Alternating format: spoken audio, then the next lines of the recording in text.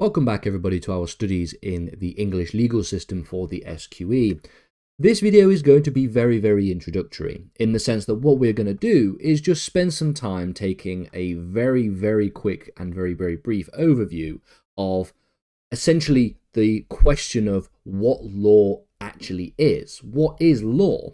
And this is, of course, a theoretical question. This brings in a little bit of philosophy. So some of you who may have done philosophy degrees and have now gone and converted into law and come from a non-law background might be very excited about the idea of spending some time doing some philosophy. Some of you who are very much wanting to understand the legal system just to the extent to which you want to know what you need for the exam. You might be quite annoyed about the fact that we're now doing some philosophy, but I genuinely think it is very important. So I encourage you not to skip this video if you're somebody who is not particularly fond of theory or philosophy. It's not going to be that theoretical. This is really the only lesson that we're going to do on theory for the most part. And I think it's important. I think that theory is a little bit important just to have a basic idea of a conceptual understanding of the nature of law. This represents introductory content, so you won't get tested on any of this in the SQE, as far as I'm aware, looking at the specification. And so, therefore, this is just a way for you to just sit back and get a good understanding of how the legal system or how law is understood and has been understood by philosophers. So, if you were asked the question, what is law, you might find that you give a very basic bog standard definition that's a bit like this, that law is a system of rules and norms which are established and enforced by society or by the state. Very simple. Law is similar to rules in that kind of way. They're just rules, but they are rules that have a special kind of character because they are rules that are enforced by the state, for example. So the law that you shouldn't commit theft, for example, is basically a rule. It's basically a rule in a similar way that you'd have rules when you were at school. A rule that is you shouldn't commit theft. But the only difference is if you commit theft, then the state is going to enforce some kind of punishment, is going to enforce some kind of retribution on you for that particular, for the breaking of that particular rule. But what about more deeper questions? It's a very easy definition to give, but what about the question of what actually is law? What does it mean, for example, for something to be a law? Is it just a rule? Because people have rules throughout all of their life. And in various different aspects of day-to-day life, there are various different aspects of rules that exist. Not all of them are laws. So what makes a rule a law versus just some kind of mutual agreement, for example? Does law have to reflect morality, for example? What is the distinction between law from a domestic perspective and law from an international perspective? Is international law law? Well, is it law in the same way as domestic law? Definitely not. But is it law in a different way? That's a question that we're going to ask in this video. The study of philosophical foundations concerning law, the philosophy of law, for example, or legal theory, is sometimes described as jurisprudence. So our videos on jurisprudence that I did a couple of years ago are in a playlist called Jurisprudence and fundamentally concern these kinds of questions. Now, analytical jurisprudence or analytic jurisprudence is a branch of philosophy which asks the question of what are actually the necessary and sufficient conditions of law? What are the things that are necessary and sufficient to be present when we show the existence of law? So if we have a book or whatever, and we point to that book and we say, in this book here, there is a law. Look, there's a law on page 36. How do we know that that is a law? What are the conditions that thing satisfies for it to therefore qualify as a law? Is law just a system of rules, or is law something that is inherently connected to morality? Is that something that should play a part into this particular characterization? Well, for centuries and millennia, philosophers and theoreticians have, of course, spent plenty of time discussing and thinking about each of these different questions. Natural law theory is one of the earliest renditions of this idea. Now, natural law theory suggests that laws derive from some kind of universal moral truths, and that these universal moral truths are discoverable through reason, through rationality. Now, laws are common to human nature, and laws are justified by their moral content. So, according to a basic conceptualization of natural law, a law is only a law if it is moral. So whatever morality and whatever system of normative ethics that you choose to ascribe to is what you will use to judge whether or not a particular law is in fact law. But by extension, then, the counter of that is that natural law theory suggests that laws, which may on the surface, may prima facie be a law, if they are immoral, they are in fact not laws at all. So, for example, in 1935, the Third Reich passed what were known as the Nuremberg Laws. Now, the Nuremberg Laws were, by all accounts, laws that were passed using the ordinary means of the Nazi regime, but they were immoral, of course, because they prohibited Jews and non-Jews from marrying specifically. That's one of the main aspects of the 1935 Nuremberg Laws. And so a natural law theorist would conclude that because they are immoral, they are fundamentally in stark contradiction to the universal moral truths, then they are therefore not law at all. So they're called the Nuremberg Laws, but they're not in fact laws. They aren't laws at all.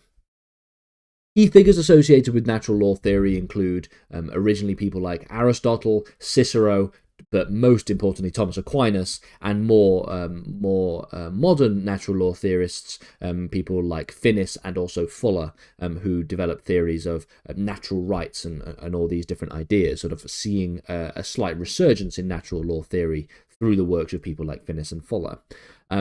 I've already got maybe 3 or 4 videos on natural law theory, so if you want to spend some time looking at natural law theory, I have those already on the jurisprudence playlist.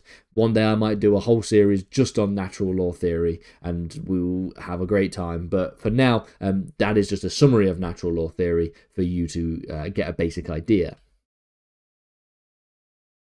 The more popular theory in more recent times is this idea known as legal positivism. This is sort of like the theory that has drowned out most of the others. We've seen sort of the resurgence or the growth of some more postmodernist, some more Marxist and anarchist theories of law, some more critical legal theories that have become more prevalent and popular. But for the most part, the majority of legal scholars are likely positivists in one way or another. Now, a positivist doesn't see the link between law and morality. There is not necessarily this clear link between law and morality, and so therefore, if you have a law that is immoral, it does not necessarily mean that it is not a law. But then that begs the question, well, what is in fact a law according to legal positivism? And the answer broadly, because there's of course lots of different perspectives and lots of different ideas, but broadly, it's a theory which suggests that law can be defined as rules which are issued by some kind of legal authority enforced by some kind of sanction. And so, fundamentally, it isn't exactly the moral character of the law that makes it a law, it is the process in which it is created, and it is the legitimacy of the institution that creates it that makes it a law. This divorces, therefore, law strictly from morality. Early legal positivists include people like John Austin, who believes that law derives from the commands of the sovereign. And so, essentially, the source of law for Austin was the sovereign. So, whatever is defined as the sovereign in whatever legal system you so choose. Historically, of course, this might be the monarch, and more modern interpretations might conclude that Parliament is sovereign, owing to various different legal-making principles that we see in constitutional law. And so, whatever that sovereign does, whatever rules they make, and whatever laws they proclaim, the fact that they are laws is based on the fact that they are made by this person, by this sovereign, or by this institution, should I say. Sovereign doesn't necessarily have to be a sovereign in the kind of monarchical sense. This does necessarily invalidate the authority of international law, and a lot of early legal positivists, in fact, didn't believe that international law is, in fact, law at all. Some even modern positivists might come to that conclusion as well. And more modern positivists have had to reconcile the fact that international law doesn't fit within this broader early conceptualization of legal positivism. And this is where we get other theorists, most famously, of course, H.L.A. Hart, who recognized that there is a distinction in law between two different types of rules. He delineated between primary rules on the one hand and secondary rules.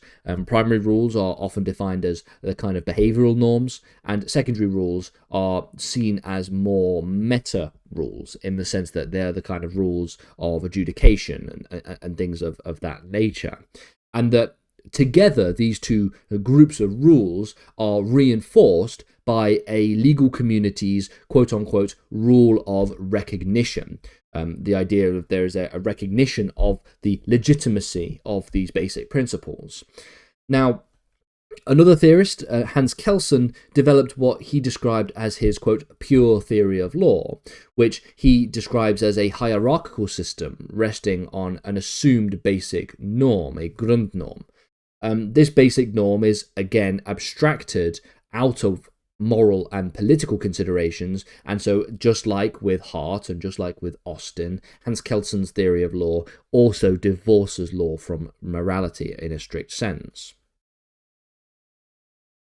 Now, while there are other theories and ideas about law, postmodern theories, the idea of legal realism, there's so much more legal positivism I could get into, I'm going to move on and start thinking about some of the other ideas, because fundamentally I just wanted to give you the two big theories of law, the two big ideas that have sort of historically been dialectically opposed to each other for many, many years. The sort of natural law idea versus the legal positivist principles. But I want to speak about the normative character of law, because law isn't just descriptive. Law doesn't describe a state of affairs or describe a state of behaviors. Law is also normative. It is something that you ought to do. You ought to obey laws. It is prescriptive. It provides essentially guidance on how one ought to behave in the future. Now, H.L.A. Hart suggested that a distinction between external perspective, which is defined as behavioral compliance, and internal perspective, namely the recognition that law was in fact normatively binding, that there's a distinction here that exists.